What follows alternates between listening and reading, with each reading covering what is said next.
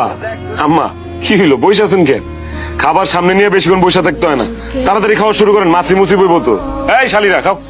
বাবাজি মানে খাবারের যে আয়োজন করতো তাতে তো ধরো যে মনে হইতেছে মানে জিয়া ভাতের খাবার দেবার, সাদা ভাত তরকারি তো খাইতে আসি নাই, মেয়ের শ্বশুর বাড়িতে প্রথম আইসি, খামু কুরমা পোলাও। তুমি না ইতালিতে ছিলা, অনেক টাকা পয়সা ইনকাম করছো, তাইলে কিপটামি করতেছো কেন? ওগো আমাদের প্রথম মেয়ের কোথায় বিবাহ দিয়েছি? আল্লাহ, কোথায় বিয়ে দিলাম? হ্যাঁ, জানলাম না, শুনলাম না, আন্দাজে আজকে মেয়েটার বিয়ে দিয়ে দিলাম। মেয়েটার কপাল পুরাইলাম এইভাবে। এই ছেলে সংসার করা পারবো না, ও না খেয়ে মারবো আর না খেয়ে মারবো। চলো মেয়ের নিয়ে বাদ চলো। তুমি ঠিকই বলেছো, এই কিপটার সংসার আমার মেয়ে করতে পারবে না। ও মা চল বাড়ি চল, তোরে নিয়ে যাবো, কয়েকদিনের সংসার, কোনো সমস্যা নাই, ভালো বিয়ে দিতে পারবো। চল চল। আমি যাবো না। যাবি না মানে? আমরা তোরে কত আদর যত্ন করে বড় করছি, কোনদিন অভাব দেখতে দেই নেই, বুঝতেও দেই নেই, আর তুই কিনা এই কিপটা জামার লগে সংসার করবি? হ্যাঁ, এই কলা ভাতার মধ্যে ভাত খাবি, যে কিনা চিনির বাসন ছাড়া ভাত খাস নাই। না গো মা, আমি তো তোরা সংসার করতে দিব না, কয়দিনের সংসার, কোনো সমস্যা নাই, অন্য জায়গায় বিয়ে দেবো, কি বলো? তোমরা আমার স্বামীরে ভুল বুঝতেছো, আমার স্বামী মোটেও কিপটা না। তোমরা জানো যে আমার স্বামী বাম্মা ঠিকই বলছে, আমি কিপটা। আপনারা ঠিক, আপনারা যদি আমার শুধু কিপটা না আরো কিছু কোন, হার কিপটাও কোন, কাইসটা কোন, কমজুস কোন, যা খুশি তাই কোন, সবকিছু তো আপনারা ঠিক, আমি মানলাম। এই জোগাড় করতে আমার দম ফাইটটা গেছে। আমি অনেক কষ্ট করছি ইতালিতে আব্বা, অনেক কষ্ট করছি।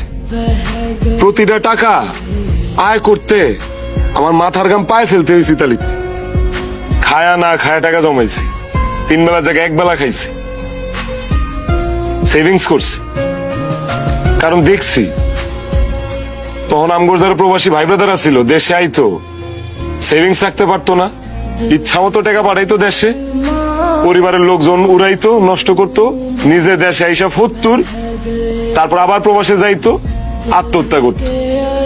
আমি ওই অন্ধকার ভবিষ্যতে যাইতে চাইনি।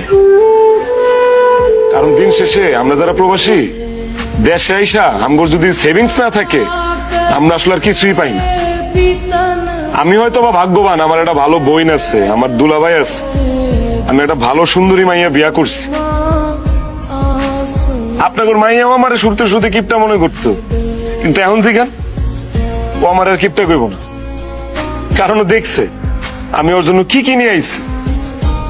ওরা নতুন কইরা আমার কাছে কোনো দাবি দাওয়া করা লাগে নাই, কোনো কিছু চাওয়া লাগে নাই, আবদার করা লাগে নাই। আমি চিন্তা করছি যে আমি যারা বিয়া করুম তারে আমি সোনা গয়না দিয়া ভরাই দিব, তার যা যা লাগে আমি সবকিছু নিয়ে আসুম। আনি নাই। দিন শেষে আমরা প্রবাসীরা যদি সেভিংস না করি, আমাদের পরিণাম হয় খুব ভয়াবহ। কারণ আমরা প্রবাস জীবন শেষ করে এমন একটা সময় দেশে আসি যে সময় আমাদের নতুন করে কোনো কিছু করার সুযোগ থাকে না, না শরীরে বল থাকে, না বয়স থাকে, কিছুই থাকে না।